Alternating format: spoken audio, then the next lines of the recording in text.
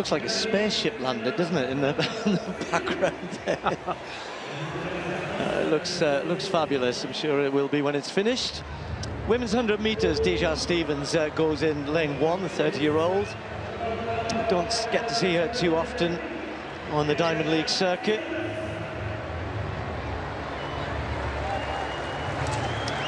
Brie Rizzo, the Australian, and like the South Africans, already had a big season, equalled her personal best in Perth at the Australian Championships, where she finished 3rd. And again, a couple of Americans we don't see loads of necessarily, but Kabie Sturgis is going to be in lane 3. Is in pretty good form, 10.98. That's her quickest for 3 years. That was in the States earlier this month. And then Celera Barnes had a great indoor season last year. She was actually 3rd in the Diamond League in Doha at the beginning of last season, looking to get the Diamond League season off to a good start here. Won the national championships at 60 meters indoors, so no doubt Barnes will get out quickly. Not sure what to expect from Shericka Jackson, the great world champion. Not sure she's yet in the sort of form where we haven't seen her over 100 meters yet this season. As such, was 2nd in the Diamond League in China over 200. And then Zoe Hobbs, we've got 2, 3, in fact 3 or 4 people here who are at the World Indoors.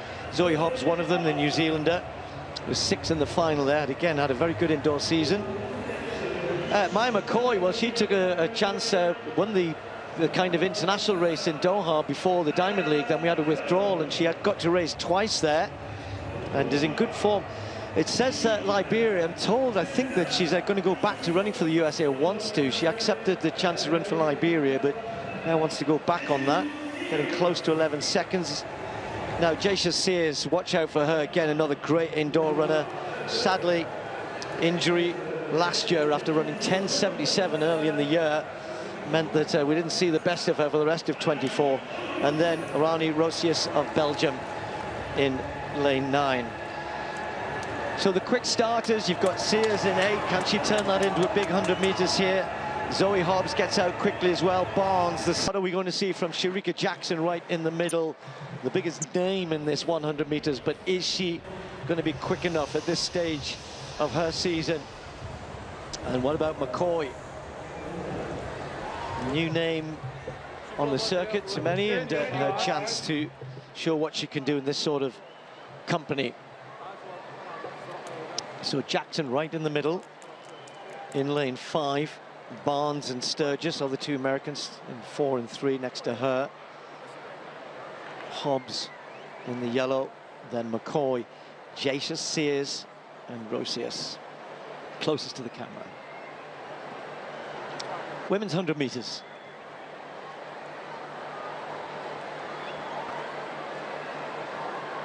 Sir. Oh, a really good start from Barnes, and Sturgis got away quickly as well. And these two with half yard, although Barnes is beginning to go back. Shericka Jackson coming through the middle. Jaisha Sears is going to be close as well. It's going to be tight on the line. Jackson might just get there. She does. McCoy storms through for 2nd. Well, we said we weren't sure what to expect from Shericka Jackson, and it's good to see. We want our big stars coming and running well. She doesn't look too happy, does she? But that was an emphatic win in the end. Not super quick. It's a warm evening here and a little breeze behind the sprinters, but 11.04, a good start for Jackson.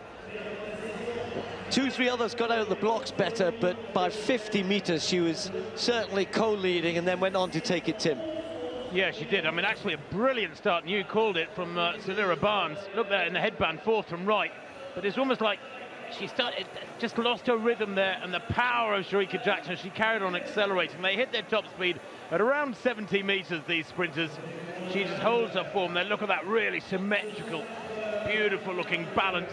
And coming through strongly on the near side, McCoy in the all black does well there, just easing out Jaisha Sears, who takes a 3rd spot. The season's best for her, the same as the winner, Shericka Jackson. But yeah, Shericka Jackson very, very sober, Steve. I think she probably knows full well that there's a bigger fish to be caught later in the season. Much, much bigger fish. I think she'll be pleased with that. Meeting record here in the women's 100 metre hurdles was Jasmine Camacho Quinn last year, 12:41. Sara Kiskitalo of Finland goes in lane 2. Personal best in Helsinki 3 weeks ago, 12:81. Second Finnish athlete Lotta Herrada goes in lane 3. She made the final of the European Indoor Championships but wasn't able to finish, unfortunately. It was a season's best for her on Saturday, 12:74. Shericka Hill of Jamaica goes in lane 4. Two-time World Junior Champion in 2022 and 2024. She was just 4th at the Jamaican National Championships, 12:69 her best set this year. There is Tataji Kambunji. She broke Susan Kalor's European record to win the European Indoor Championships and then picked up a silver just behind Devon Charlton at the World Indoor Championships. Significant season's best in Monaco the other day to come second behind Grace Stark. She's down to 12:66 so far in 2025. Charisma Taylor at the Bahamas goes in 6th. Glasgow World Indoor Championships, she came 6th in the long jump and at the 60 metre hurdles. And she's pretty close to her outdoor personal best in Canada the other day. Renaya Jones of the United States is a late addition. She takes lane 7, 3rd at NCA's last year. Best race so far in 2025. Probably her 2nd in Bidgosh on the Continental Tour Gold. Annalise Torian of the USA takes lane 8. She's 4th in the NCA's, recently representing Auburn University. Busy NCA season, lots of races. Torian here to have another go against the pros. There is Majinga Kambunji with a double win for the sisters here last year in Lucerne. Kambunji, I'm sure her heart rate is pretty high watching her younger sister Tataji Kambunji settle into the blocks here in the women's 100 metre hurdles. B race was won by Rita Herska, 12:93. So that's the time target for these women.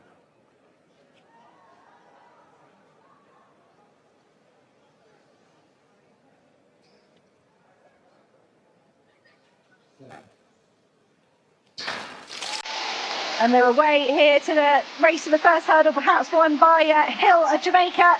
Hill, the youngster from Jamaica, trying to go with Tataji Kambunji, but Kambunji at the moment just starting to control the race. The good, perhaps 7 and 8 hurdles for Kambunji, but then she came under pressure from Shericka Hill. That was really exciting from the Jamaican youngster. But Tataji Kambunji, similar to Jason Joseph there, just dug in over the last couple of barriers and held on to the win. Personal best for Hill, a significant personal best. She's gone from 12:69 to 12:54. If that time stands there. And Tataji Kambunji, 12:49, solidifies that season's best, or actually betters her season's best. It was 12:66 the other day in Monaco. That's a brilliant time there for Kambunji as well.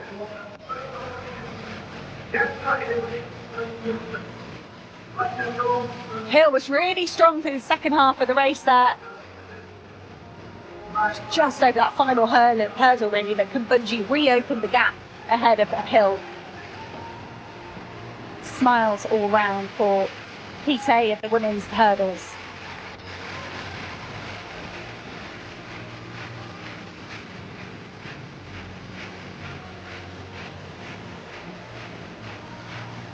Eight 8,000 spectators here in Lucerne. Going to be one of the highest numbers you see in a Continental Tour Silver. But there is the result of the women's 100 metre hurdles. Tataji Kambunji, 12:49. Shericka Hill, 12:54 for a new lifetime best. And a good third for Renaya Jones at the United States, 12:86.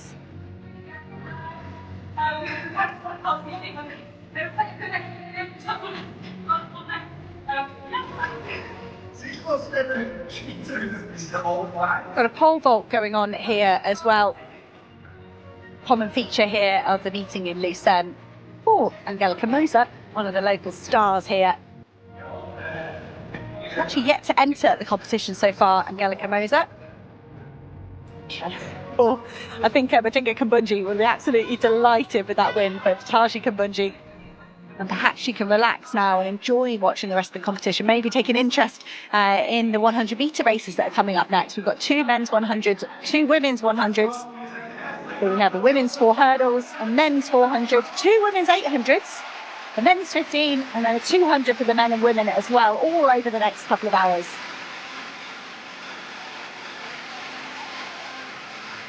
smiles and waves from Kitaji Kambundji. So great afternoon so far for the Swiss, with a win from Jason Josephs and from Kitaji Kambundji.